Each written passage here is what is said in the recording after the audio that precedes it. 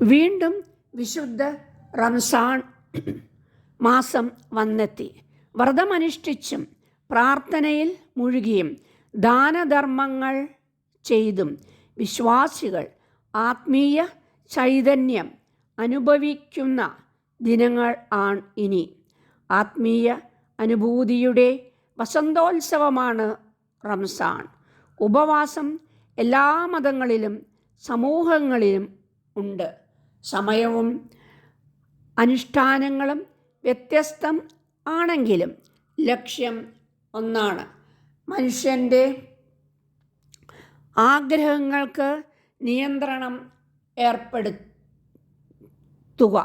ഭക്ഷണ പാനീയങ്ങളും ജീവിതക്രമവും നിയന്ത്രിക്കലാണ് റംസാൻ നോമ്പിൻ്റെ പൊരുൾ. വ്യക്തികളെയും സമൂഹത്തെയും ധർമ്മനിഷ്ഠ ഉള്ളവരാക്കാനുള്ള ശക്തമായ പരിശീലനം ആണിത്. സൂര്യോദയത്തിന് ഏതാണ്ട് 1.25 മണിക്കൂർ മുതൽ അസ്തമയം വരെ ഉപവസിക്കണം. ഈ സമയത്തിനിടെ ഭക്ഷണവും പാനീയവും പാടില്ല. സംസാരങ്ങൾക്കും നിയന്ത്രണങ്ങൾ ഉണ്ട്. നല്ലതേ പറയാവൂ, നല്ലതേ ചെയ്യാവൂ. കോപിക്കരുത്, ശണ്ട കൂടരുത്. ആരോഗ്യമുള്ള എല്ലാവരും നോമ്പ് എടുക്കണം.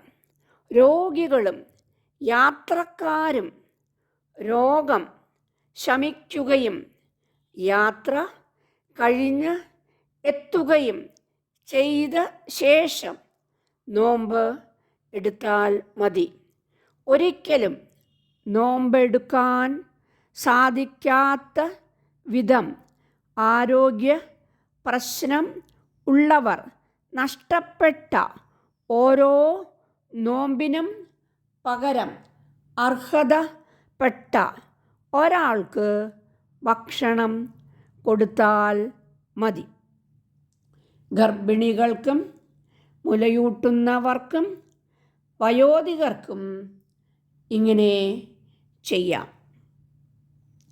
സാധാരണ ആരാധനകളിൽ നിന്ന് പല വ്യത്യാസങ്ങളുണ്ട് നോമ്പിന്. സ്വകാര്യതയും ഉദ്ദേശശുദ്ധിയും ആണതിൽ പ്രധാനം. ഒരാൾ നോമ്പുകാരനാണോ അല്ലയോ എന്ന് മറ്റൊരാൾക്ക് അറിയില്ല. അതിനാൽ അതിൽ ഒരു പ്രകടന പരതയും ഇല്ല. ആത്മീയ കാര്യങ്ങളിൽ നിറഞ്ഞ് നിൽക്കുന്ന ജീവിതമാണ് മറ്റൊരു പ്രത്യേകത. പകൽ മുഴുവൻ വ്രതം, രാത്രി ദീർഘ പ്രാർത്ഥനകൾ, ദാനധർമ്മങ്ങൾ,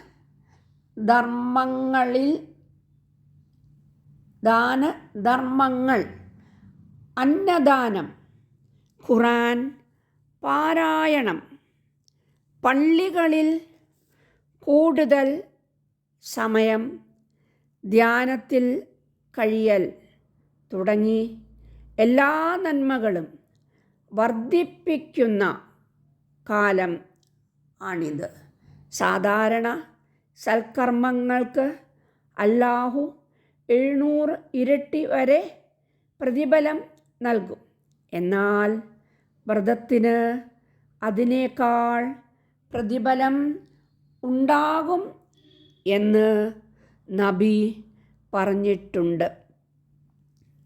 ഈ വാഗ്ദാനങ്ങളാണ് റംസാനിന് വിശ്വാസികളെ ആവേശഭരിതർ ആക്കുന്നത്. നോമ്പിൻ്റെ സാമൂഹികവും മാനവികവുമായ സന്ദേശം വളരെ വലുതാണ്. വിശപ്പിൻ്റെ കാഠിന്യം അറിയാത്ത വിശക്കാത്തവന്, വിശക്കുന്നവന് ഭക്ഷണം നൽകാൻ മനസ്സ് ഉണ്ടാകണം എന്നില്ല. നോമ്പുകാലത്ത് എല്ലാവരും വിശപ്പ് അനുഭവിക്കേണ്ടി വരുന്നു. വീടുകളിലും പള്ളികളിലും നടക്കുന്ന ഇഫ്താർ പാർട്ടികളുടെ മാനവിക തലവും ഏറെ മഹത്തരമാണ്. നോമ്പെടുത്ത ആളെ നോമ്പ് തുറപ്പിച്ചാൽ നോമ്പ് എടുത്ത പ്രതിഫലം ഉണ്ടാകും എന്ന് നബി വചനം ഇതോടെ ചേർത്ത് വായിക്കാം. മക്കയിലും മദീനയിലും പള്ളികളിൽ നോമ്പുതുറ സമയം ആവുമ്പോൾ ഒരു പരിചയവും ഇല്ലാത്തവരെ കൂടെ ഇരുത്തി നോമ്പുതുറ ഭക്ഷണം നൽകാൻ നോമ്പുകാർ കാണിക്കുന്ന താൽപ്പര്യം ശ്രദ്ധേയമാണ്.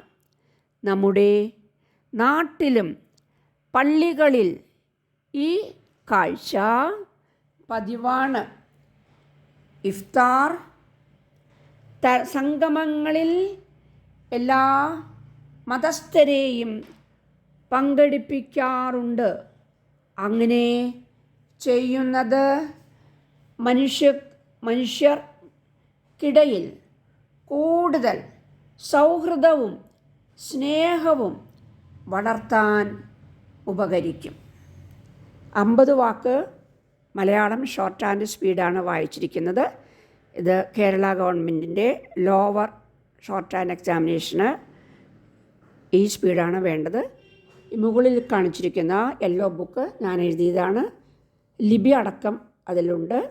ആവശ്യമുള്ളവർ എൻ്റെ ഫോൺ നമ്പർ ഡിസ്ക്രിപ്ഷൻ ബോക്സിലുണ്ട്. കോൺടാക്റ്റ് ചെയ്താൽ പുസ്തകം അയച്ചു തരുന്നതാണ്.